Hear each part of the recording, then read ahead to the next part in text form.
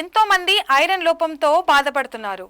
అయితే చాలా మందికి తన శరీరంలో ఐరన్ తక్కువగా ఉందన్న విషయం కూడా తెలియదు. ఈ లోపం నిర్లక్ష్యం చేసే భవిష్యత్తులో అనేక ఆరోగ్య సమస్యలను కారణమవుతుంది. అయితే ఐరన్ లోపమే శరీరం కొన్ని స్పష్టమైన సంకేతాలను ఇస్తుంది. వాటిని గుర్తిస్తే ముందుగానే జాగ్రత్తలు తీసుకోవచ్చు. చిన్న పని చేసిన తీవ్ర అలసట, బలహీనత అనిపిస్తే ఐరన్ లోపం ఉన్నట్లు అనుమానించాలి.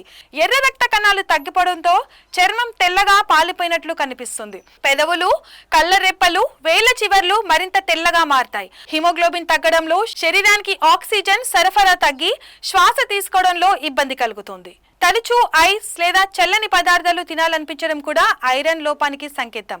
దీనిని ఫాగోఫేజియాగా పిలుస్తారు.